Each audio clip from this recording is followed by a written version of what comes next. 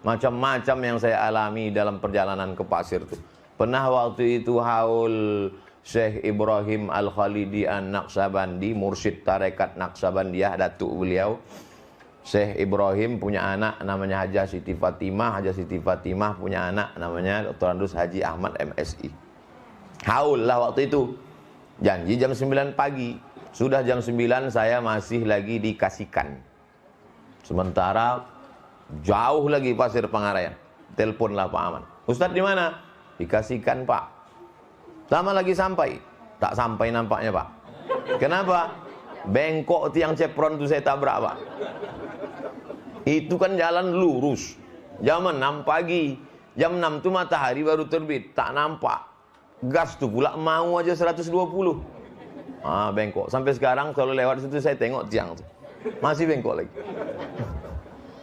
Macam-macam perjalanan. Sampailah ke 2020. Mudah-mudahan kami bersahabat di dunia, bertetangga di surga.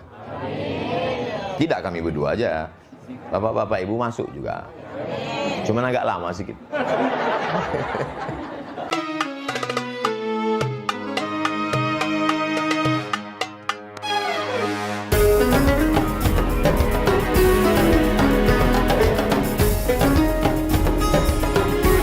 Jadi maksud saya silaturahim ini sekarang banyak putus. Jadi sebetulnya apalah yang mau tujuan daripada Isra Mi'raj Maulid Nabi, nuzul Quran, malam tahun baru hijrah, nah nikah anak orang ada walimah, lalu kemudian lahir anak orang ada akikah, ada yang meninggal takziah, ada yang baru wisuda tahniah. Itu sebetulnya hanyalah momen mempersatukan kita untuk silaturahim. Makanya datang. Saya malam pertama datang, kemudian sesudah itu malam ketiga datang, habis itu malam ke-40 saya bilang tak bisa Pak, saya 40 ini sedang di luar. Tak apa-apa Pak Ustaz, 41, 42, 43, 45, kata Pak Ahmad. Jadi teringat, senyum sendiri saya waktu dibilang Pak Ahmad 42, 43 tak masalah. Waktu itu ingat saya kepala dinas PU menjemput saya ke Panam jam 10 malam. Bisa Ustaz datang ke Pasir Pengarayan? Saya bilang saya tak bisa. Karena saya hari ini mengajar penuh kelas internasional. Jam 10 malam saya baru keluar kelas. Maksud saya ngasih tahu jam 10 malam itu artinya batal kalah acara nih. Tiba-tiba jam 10 malam datang kepala dinas PU ke Panam. Kenapa Bapak datang? Jemput Ustadz. Siapa nyuruh? Pak Ahmad gitu. Tapi saya bilang malam tak bisa. Bupati kami itu tak ada gigi mundurnya. Gitu. Almarhum udah Pak kepala PU. Allahumma firlahu warhamhu afihi wa. Jadi pahamlah Bapak kenapa sering saya kemari, karena memang tak ada gigi mundur, maju terus. Alhamdulillah silaturahim kami ini sudah terjalin. Oktober 2010 lah saya pertama kali sampai ke Islamic Center Pasir Pengarayan. Ini udah Oktober pula 2020. 10 tahun sudah berjalan, bolak-balik. Macam-macam yang saya alami dalam perjalanan ke pasir itu. Pernah waktu itu haul Syekh Ibrahim Al-Khalidi An-Naqsabandi, mursyid tarekat Naqsabandiyah, datuk beliau. Syekh Ibrahim punya anak namanya Hajah Siti Fatimah. Hajah Siti Fatimah punya anak namanya Dr. Andus Haji Ahmad MSI. Haul lah waktu itu. Janji jam 9 pagi. Sudah jam 9 saya masih lagi dikasihkan. Sementara jauh lagi Pasir Pengarayan. Teleponlah Pak Ahmad. Ustadz di mana? Dikasihkan Pak. Lama lagi sampai. Tak sampai nampaknya Pak. Kenapa? Bengkok tiang cepron itu saya tabrak Pak. Itu kan jalan lurus. Jam 6 pagi. Jam 6 itu matahari baru terbit. Tak nampak. Gas tuh pula mau aja 120. Bengkok. Sampai sekarang kalau lewat situ saya tengok tiang tuh. Masih bengkok lagi. Macam-macam perjalanan. Sampailah ke 2020. Mudah-mudahan kami bersahabat di dunia, bertetangga di surga. Amin. Tidak kami berdua aja. Bapak-bapak ibu masuk juga. Amin. Cuman agak lama sedikit. Bapak ibu yang dimuliakan Allah Subhanahu wa taala. Karena kalau bersahabat berkawan di dunia ini tak lama. Kadang kita bersahabat nih karena sama-sama ada. Ada orang, ada kita, baru sedap ketawa. Sama-sama kerja dia, kerja kita. Begitu kita tak kerja, pahit senyum kita. Oleh sebab itu kalau bersahabat karena Allah, maka insya Allah abadi sampai mati dalam keadaan la ilaha illallah Muhammadun Rasulullah. Mana buktinya? Nih, kita datang kemari ini karena orang hidup, apa karena orang meninggal? Karena orang meninggal. Berapa banyak orang hidup buat acara kita tak datang. Bupati, wali kota, gubernur, anggota dewan membuat open house, belalat makanan itu tak ada orang datang. Kenapa? Open house tapi hatinya tidak open heart. Tapi malam ini orang datang karena meninggal dunia. Maka kalau ada orang meninggal dunia banyak yang datang, saksikanlah bahwa orang itu orang baik. Ini menunjukkan almarhum almarhumah adalah orang baik. Coba kalau orang mati gantung diri, takut orang datang. Kau ke sana, ngeri Pak Ustaz, nanti balik entah apa-apa nampak gitu nih. Alhamdulillah, Masya Allah. Saya mohon maaf Bapak Ibu, banyak membelakang ke sana daripada kemari. Atau bapak-bapak senyum menengok saya ini macam lain, ada jeruji besi. Masya Allah, tabarakallah. Itu poin yang kedua, silaturahim. Poin yang ketiga, kenapalah kita membaca Yasin Pak Ustaz? Udah saya lipat-lipat ini. Mohon maaf nih Pak Ahmad. Buku Yasin ini saya lipat beberapa lembar. Ada poin yang mau saya sampaikan. Inna nahnu nuhyil mauta. Kami menghidupkan orang mati. Wa naktubu ma qaddamu wa asarahum. Kami tulis amal-amalnya dulu, bahkan bekas-bekas tapak kakinya. Bekas tapak kaki Bapak Ibu datang malam ini kemari, itu ditulis malaikat. Wa kulla syai'in ahsaynahu fi imamim. Semuanya kami tulis dalam buku catatan yang nyata. Oh, jadi tapak kaki ditulis Pak Ustaz? Ya, kami naik mobil tadi Pak Ustaz. Bekas-bekas bannya itu pun dicatat. Inna alaikum lahafizin kiraman katibin ya'lamuna ma taf'alun. Itulah maka disuruh kita baca Yasin tiap malam. Jadi Pak Ustadz sering menceramahkan tiap malam baca Yasin. Ustadz sendiri mengamalkan apa tidak? Saya tiap malam baca Yasin. Secapek-capeknya, semengantuk-mengantuknya, kalau keluar kota udah tak buka lagi mata, habis subuh wajib saya baca. Untuk diri saya, tak saya wajibkan ke jamaah. Tapi kalau tenang, baca Yasin. Bisa sebelum tidur, atau pas bangun malam mau tahajud, atau menjelang subuh, atau sesudah subuh. Jangan sampai tinggalkan ya Yasin. Nah, jadi jangan kita berceramah, bacalah Yasin, bacalah Yasin. Ustaz membaca, jangan tanya lagi ke aku. Sesudah baca Yasin itu hadiahkan pahalanya ke almarhum almarhumah, muslimin muslimat, mukminin mukminat. Habis itu bertawassul dengan surat Yasin. Karena kata Imam Abul Fida Ismail Ibnu Katsir, la tuqra'u fi amrin asirin illa yassarahullah. Ada perkara yang sulit, yang payah, maka dimudahkan Allah SWT. Ya Allah, aku bertawassul kepada Engkau dengan kemuliaan surat Yasin ini, maka mudahkanlah ini dan ini. Itu diantara kemuliaan surat Yasin. Saya lipat lagi bagian yang kedua.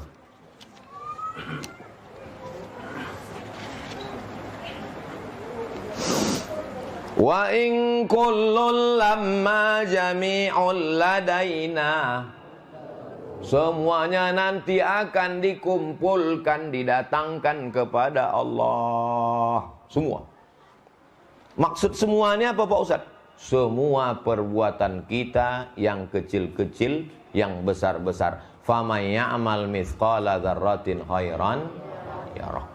Semuanya didatangkan. Kalau dia pedagang yang curang-curang seon, 2 on, semato, 2 mato, dinampakkan.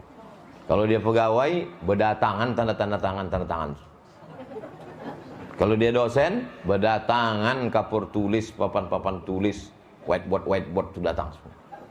Itu maka saya kalau mengajar di pertemuan ke-16, saya tanya, adik-adik mahasiswa sekalian, selama 16 tatap muka pertemuan ini, ada mungkin saya terlambat, ada mungkin saya menyinggung perasaan, saya minta maaf. Mau kalian maafkan saya? Mau, kata dia. Disangkanya saya minta maaf itu nilai A. Yang C juga. Daripada kita cari dia di akhirat. Nanti di akhirat itu berdatanganlah dia semua yang kita buat, teman. Ini dia. Wa in kullun lamma jami'ul ladaina muhdarun. Waktu itu zaman Nabi pegawai pencatat zakat. Maka kalian yang curang menghitung kambing, kalian akan memikul kambing mengembek di tengkuk kalian. Yang kalian curang menghitung sapi, kalian akan memikul sapi mengemuh di pundak kalian, kata Nabi. Waktu itu belum ada mobil. Dan kalau untuk pegawai-pegawai zaman sekarang, banyak lah nanti yang memikul-mikul mobil di akhirat. Masih bangga kalau mikul mobil. Kalau mikul bakwan, yang dulu waktu SMP makan 3 bayar 1. Nah, Ustaz macam tak pernah aja. Saya sekali pun tak pernah. Kenapa Ustaz tak pernah buat macam itu? Padahal Ustaz kan waktu itu belum Ustaz. Tapi setiap, ingat saya itu. Sekarang kalau saya pergi ke sekolah saya itu, singgah saya ke warung itu, yang punya warung itu tinggal anak-anaknya sekarang, sudah meninggal. Saya tak pernah menipu mak kalian. Kenapa? Karena setiap aku makan di sini, yang kulihat itu seolah-olah emak aku. Maka kalau aku curangi mak-mak itu berarti menipu makku sendiri. Jadi kalau ibu kuat hubungan emosional dengan anak ibu tidak akan mencederai, menzolimi emak-emak yang lain. Karena ketika melihat emak lain, itu adalah emak dia. Jadi waktu kami di Mesir kuliah 3-4 tahun, musim haji pergi kami ke Makkah. Maka menengok emak-emak. Tengok, oh lah beginilah emak-emak awak di kampung. Dia tengok. Cuman kadang mak-mak haji ni takut pula dia tengok. Sangkanya mau copet. La ilaha illallah. Sesoleh ini awak. Oke, ini lipatan ketiga. Sebetulnya saya sudah mengajarkan surat Yasin ini khatam di Masjid Syakirin di depan Loteman. Masjid Syakirin di depan rumah Al-Mukarram Ustadz Munziri Ali LC. Beliau itu dosen saya. Waktu saya pulang dari Mesir, diteleponnya lah saya. Assalamualaikum. Waalaikumsalam. Saya ketua Masjid Syakirin. Bisa Ustadz datang ke masjid kami ngisi pengajian? Insya Allah Pak, kata saya. Dia tak ingat sama saya. Saya mahasiswa dia, saya ingat. Dulu waktu dia di kelas itu dibilangnya gini. Man istata'a minkumul ba'ah falyatazawwaj. Siapa yang sudah mampu untuk menikah, menikahlah. Ba'ah itu bahasa Arabnya artinya mampu. Ditanyanya kami, tahu kalian arti ba'ah? Ba'ah itu mampu Pak, bukan. Ba'ah membeli bareh, ba'ah membuat rumah, ba'ah. Nah jadi, sudah saya ke Mesir 4 tahun, balik ke Pekanbaru, dia tak ingat, saya ingat. Jadi waktu dia telepon, Bapak dosen di UIN ya? Iya, katanya. Dulu saya pernah juga Pak di UIN. Begini cerita dosen itu Pak. Man istata'a minkumul ba'ah falyatazawwaj. Ba'ah membeli bareh, ba'ah membeli rumah. Ketawa dia. Saya itu kata. Saya mahasiswa Pak dulu Pak. Oh, ayah saya datang ke masjid Bapak. Disitulah saya khatamkan kajian surat Yasin. Khatam surat Yasin, sudah itu pindah. Bapak Ibu, karena kita sudah khatam surat Yasin, maka kita pindah ke kajian juz amma yatasaalun. Udah itu beberapa kali saya tak datang, malu saya. Sampai sekarang tak pernah datang lagi. Jadi jangan kita bid'ahkan orang baca Yasin. Kalau kita mau meluruskan, kita alih dari baca Yasin ke tahsin tajwidnya. Dari tajwidnya ke tafsirnya. Setelah jamaah itu nanti hatam tafsirnya, dia sendiri akan meminta ke surat yang lain. Jadi ide saya mengajarkan tafsir surat Yasin itu dulu awalnya, ceramahlah saya ke arah lipat kain sebelah kiri. Habis jalan aspal, masuk jalan tanah. Habis jalan tanah, tak bisa lewat motor. Naik Honda kami dalam ke pokok-pokok gotah. Sampai di dalam itu, datanglah bapak-bapak. Ustadz Somad, dulu kami di kampung ini baca Yasin seminggu sekali malam Jumat. Terus sekarang masih ada Pak? Tak ada lagi. Kenapa? Datang penceramah masuk kemari. Kata dia baca Yasin malam Jumat itu bid'ah. Sesudah itu udah 2 tahun kami tak ada muka Quran lagi. Jadi sebetulnya itu cara ulama dulu supaya memasyarakatkan ini Al-Quran. Diawali dengan Yasin. Karena Yasin itu dalam hadis disebut qalbul Quran. Hatinya Quran itu Yasin. Kalau sudah hatinya dihafal, hatinya dipegang, sentuhlah dia tepat di hatinya, dia akan milikmu untuk selamanya. Makanya orang kalau mau ngapal Quran itu yang dihafal pertama surat Yasin dulu. Karena hatinya Quran Yasin. Dah masuk lipatan lagi. Wa yaquluna mata hadzal wa'du in kuntum. Begitulah mereka dulu menantang. Kalau memang betul kami ini akan mati, kalau memang betul kami nanti akan masuk neraka, mana dia? Mana? Kata dia menantang. Lalu apa jawaban dari Allah? Ma yanzuruna illa sayhatan wahidatan ta'khuzuhum wa hum yakhisimun. Sekali aja malaikat itu memekik, sayhatan wahidatan itu artinya memekik. Sekali malaikat memekik, ta'khuzuhum, mencabut nyawa mereka, tercabut ruh mereka karena pekikan malaikat itu, wa hum yakhisimun. Ketika sedang berkelahi pun tak selesai kelahinya. Kalau ada orang sedang berkelahi kan, kalau mau kita, ada orang sedang berkelahi, kemudian kita kasih tahu dia, itu ada pembagian sembako dari caleg sana. Tunggu, selesaikan kelahiku ini dulu. Tapi ketika malaikat itu berteriak, sekali teriakan malaikat, tak sempat dia selesai berkelahi. Maksudnya apa? Mati kontan. Mati itu ada yang cash, ada yang kredit. Mati kontan. Tak percaya saya Pak Ustadz, teriakan malaikat bisa membuat orang mati? Pesawat Concorde, kalau dihidupkan di Simpang 3, meletuplah jendela-jendela kaca orang Simpang 3 itu. Itu pesawat Concorde. Bagaimana kalau malaikat yang menjerit lebih kuat daripada suara pesawat Concorde? Macam mana rasanya mau meledak gendang telinga itu Pak Ustadz?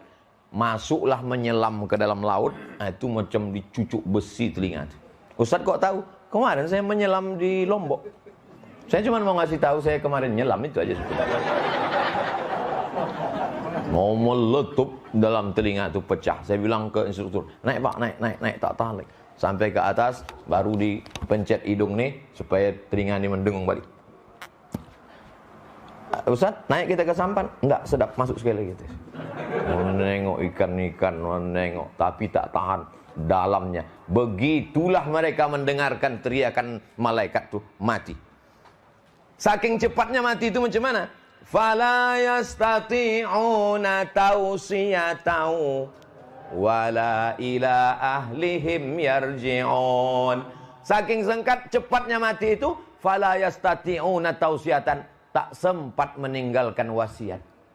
Sekarang orang kalau mau mati masih sempat meninggalkan wasiat. Kata dia sebelum mati, ditanyalah sama bininya, apa bang? Apa bang? Ada bini simpananku sana. Mati ya bang itu. Kalau mati itu udah mau datang, kata dalam surat Yasin ini, fala yastati'una tausiyatan. Saya paham, ibu memang dalam ketawa itu ada juga cemas dalam hati. Mak, kalau macam ini abang tuh nanti, insya Allah tidak ya bu ya. Amin, amin kan bu. Makin kuat amin makin takut.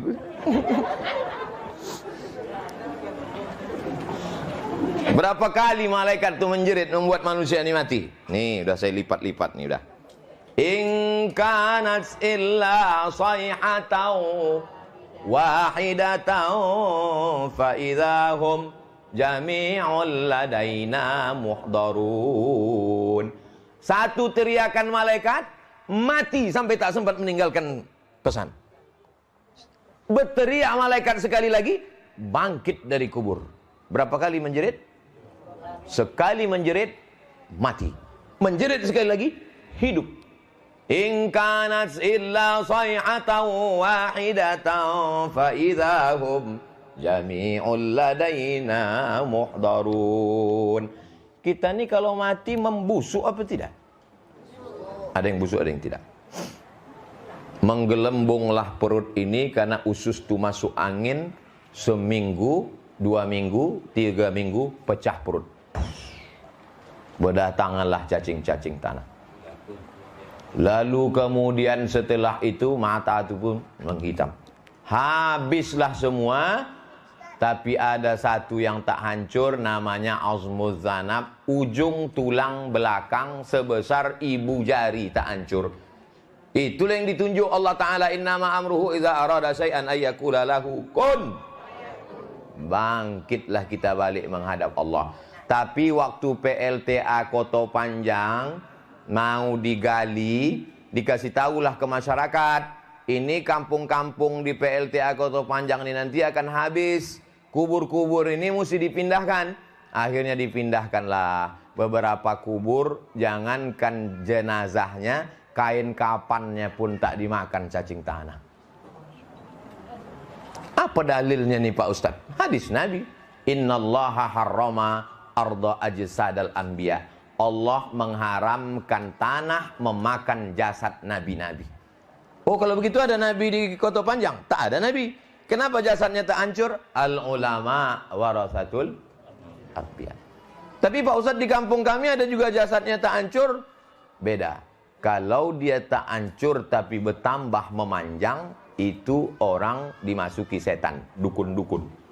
Kuku memanjang, rambut memanjang, kumis memanjang. Waktu digali, penggalian kubur, nampak memanjang kuku. Nah, itu berarti karena dimasuki setan. Masuk setan ke dalam jasad itu. Tapi kalau dia orang soleh, maka kain, bukan satu dua saksi, anaknya, murid-muridnya yang menengok itu bercerita ke saya, nampak kami kain kafannya Pak Ustadz, dan kami buka kain penutup wajahnya, pas macam meninggal dulu, kami kuburkan. Begitulah kalau Allah mau menjaga, sampai cacing-cacing tanah pun tak mau menggigit dagingnya. Sebaliknya pula sekarang, belum mati kok udah digigit cacing. Habis daging itu dimakan cacing, diabetes mellitus. Golak ibu-ibu. Lalu kemudian orang yang baik-baik itu di mana tempatnya Pak Ustadz? Inna ashabal jannatil yawma fi syughulin. Itu sedapnya ceramah di sini. Hafal semua jamaahnya. Orang yang baik-baik itu sibuk di dalam surga makan buah-buahan. Itulah kenapa sekarang banyak ibu-ibu tak mau makan nasi. Ibu nggak makan nasi, buah-buahan aja gitu. Iyo pula, rupanya udah habis 3 piring. Hum wa azwajuhum fi zilalin alal araiki muttaqiun. Mereka akan di surga itu bersama pasangan-pasangan mereka di bawah naungan pokok kayu, di atas kursi-kursi dipan-dipan, dan mereka bersandar di situ. Jadi begitu cuman surga itu Pak Ustadz. Macam malam mayang aja rasanya. Ini gambaran. Surga itu adalah mala a'yunun ra'at, tak pernah ditengok mata, wala udhunun sami'at, tak pernah dengar telinga, wala khatara ala qalbi bashar, tak pernah terlintas di hati manusia. Lahum fiha fakihatu walahum ma yad'un. 2 kali disebut buah-buahan. Begitulah pentingnya makan buah. Lalu apalah dapat mereka dari Allah Ta'ala? Diulang sampai 3 kali kadang waktu baca ini. Salamun qawlam mir rabbir rahim. Salamun qawlam mir rabbir rahim. Salamun qawlam mir rabbir rahim. Kenapa dibaca 3 kali Pak Ustadz? Dengarlah si Abdurrahman Sudes di Masjidil Haram. Kalau pas membaca ayat-ayat penting, 3 kali diulang. Mau nangis si Abdurrahman Sudes. Jamaah-jamaah umroh dari Pekanbaru pun menangis juga. Apa yang kau tangiskan tadi? Habis sudah ceret kuning. Tapi jamaah Pak Ahmad nih paham semua. Nih, masih saya lipat-lipat lagi. Wa man nu'ammirhu nunakkishu fil khalq afala ya'qilun. Siapa yang kami panjangkan umurnya, kami balikkan kejadiannya macam dia dulu. Pertama dulu waktu belajar berdiri kaki dia bergoyang. Kalau udah agak tua sikit pun begitu. Dulu waktu pertama lahir pandangannya sejengkal. Dulu kata orang-orang tua dulu, katanya dulu waktu anak kecil tu lahir macam anak tikus.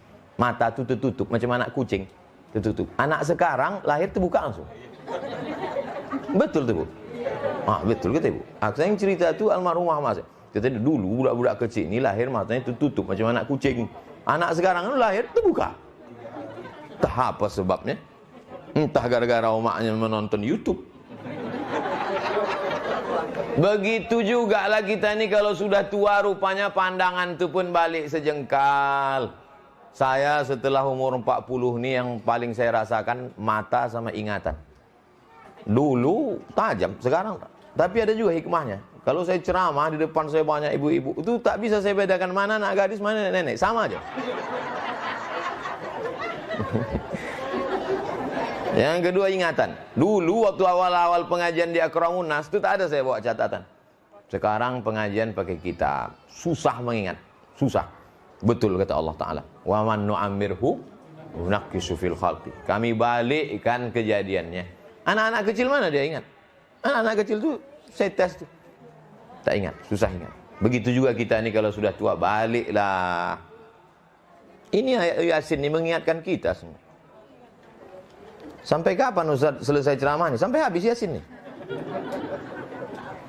Innama amruhu idza arada syai'an ay yaqula lahu kum fayakun.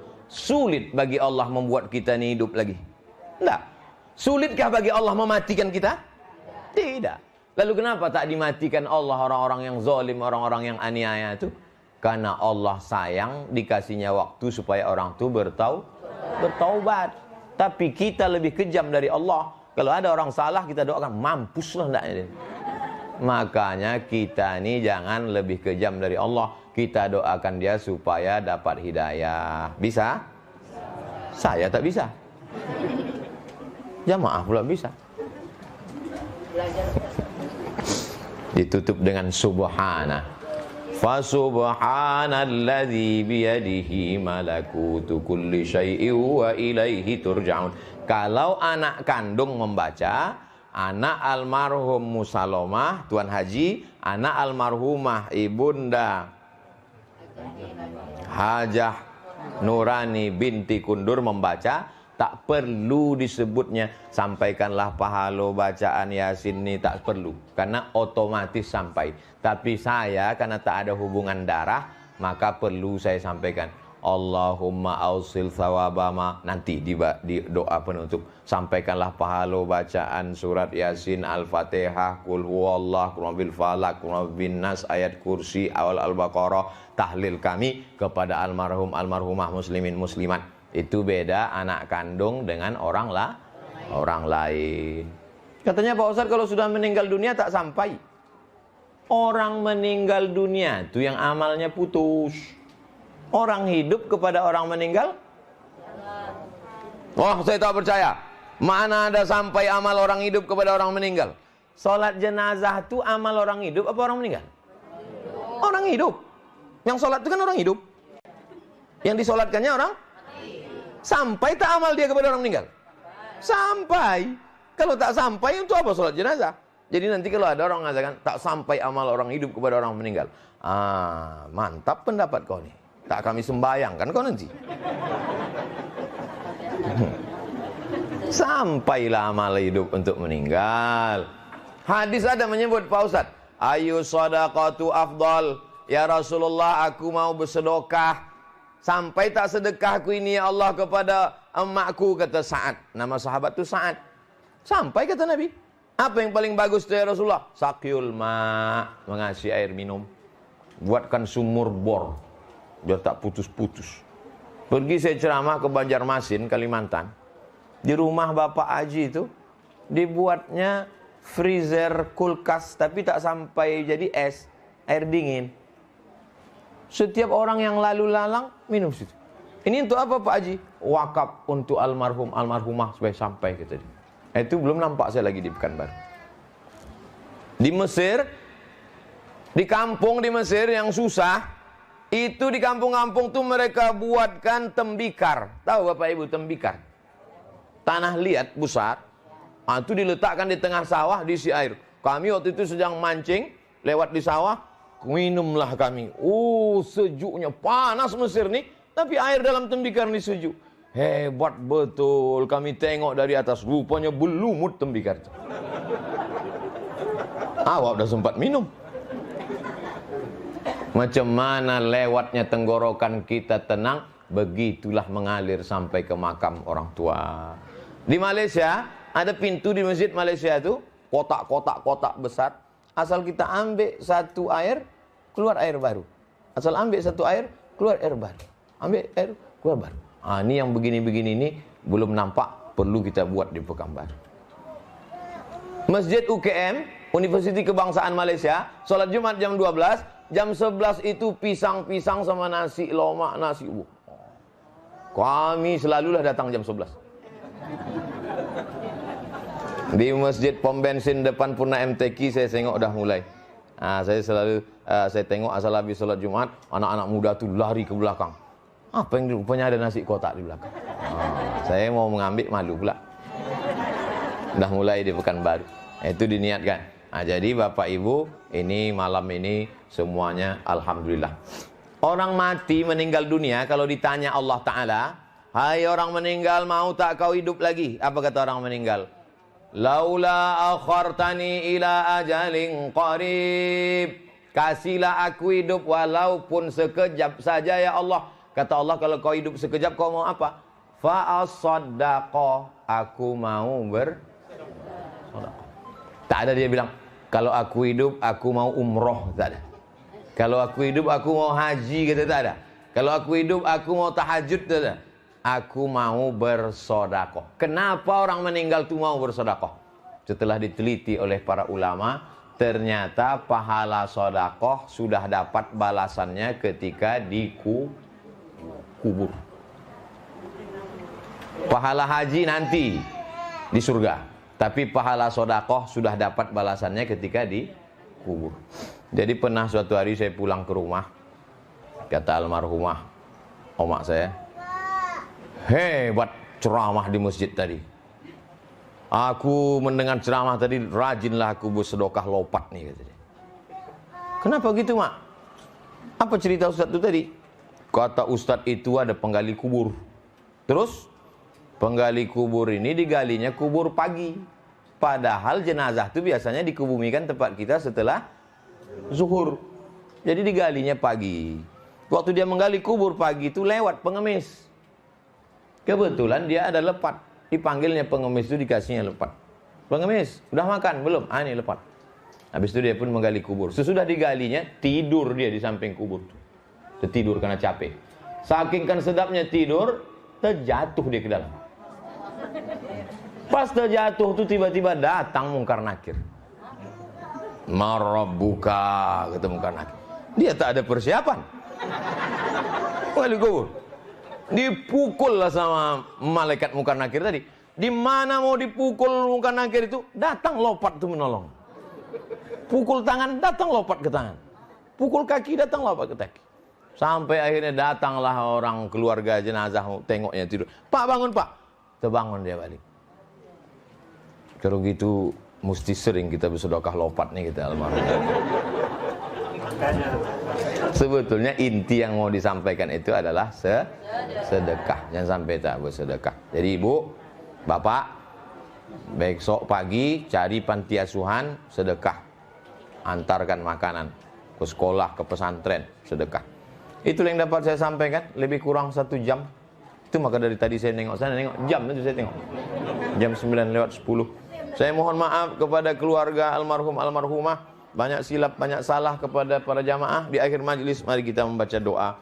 Astaghfirullahalazim. Astaghfirullahalazim. Astaghfirullahalazim.